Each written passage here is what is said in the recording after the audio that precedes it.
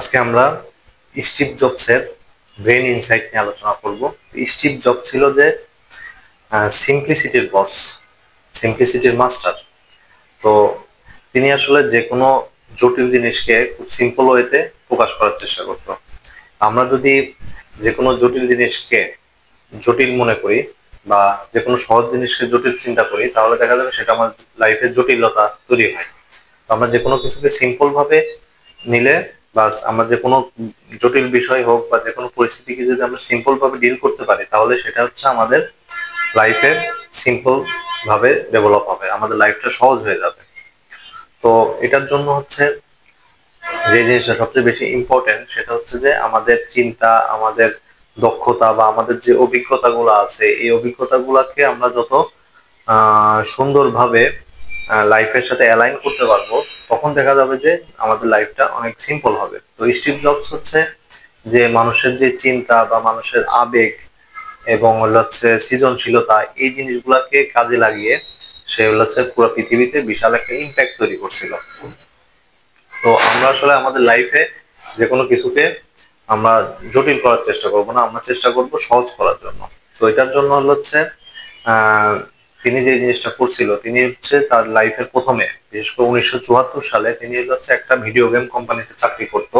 সেই video game কোম্পানির চাকরিটা তিনি ছেড়ে তিনি ইন্ডিয়াতে চলে যান। ইন্ডিয়াতে যে সেখানে তিনি রিয়ালাইজ করে যে আমরা যদি আমাদের আহ চিন্তা ভাবনাকে সৃজনশীল করতে চাই, তাহলে আমাদের নির্দিষ্ট যে একটা গণ্ডি আছে, এই গণ্ডি থেকে বের হয়ে আসতে হবে। আমরা যদি এই গণ্ডি থেকে বের হয়ে আসি, তখন আমাদের চিন্তা ভাবনাগুলা একটা বিশাল একটা ধাক্কা লাগে এবং একটা বিশাল একটা পরিবর্তন আসে। এই পরিবর্তনের মাধ্যমে আমরা হচ্ছে আরো ভালো ভালো সৃজনশীল কাজগুলা করতে পারি। তো এগুলো হচ্ছে আমাদের অভিজ্ঞতা। তো এই অভিজ্ঞতাগুলো আমরা কাজে লাগাবো। তো স্টিভ জবস হচ্ছে সে চিন্তা করতো যে আমরা কিভাবে ডট গুলাকে কানেক্ট করতে পারি। ডট বলতে আমরা আমরা সবসময় চেষ্টা করব যে নতুন নতুন লার্নিং গুলা নেওয়ার। আমরা যখন নতুন নতুন লার্নিং গুলা নিব, তখন দেখা যাবে যে সেই নতুন লার্নিং গুলোর মাধ্যমে আমাদের নতুন নতুন অভিজ্ঞতা হবে এবং এই অভিজ্ঞতাগুলো আমাদের লাইফে সুন্দরভাবে সিম্পল ভাবে আমরা আগাইতে পারবো। দেন হচ্ছে যে স্টিভ জবস চিন্তা করতে যে simplicity is the ultimate sophistication.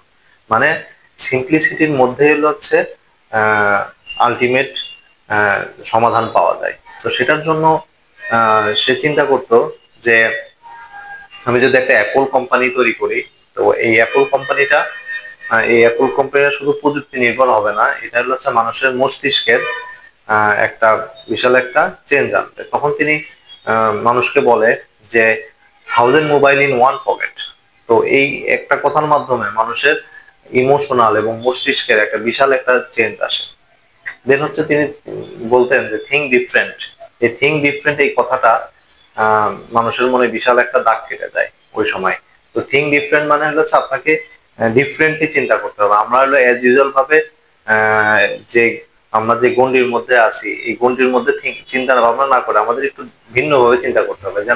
যেমন তিনি হচ্ছে চিন্তা করছিল যে আমাদের চারপাশে মানুষ যখন চিন্তা করছে যে কিবোর্ডের কথা, তখন তিনি চিন্তা করেছিল টাচ স্ক্রিনের কথা। দেন হচ্ছে তিনি হচ্ছে বলতো যে ব্যর্থতাকে আমাদের হচ্ছে সফলতার পুঁজি হিসাবে কাজে লাগাতে হবে। তো যে কোনো যে ব্যর্থতাগুলো হচ্ছে সফলতার একটা সিঁড়ি।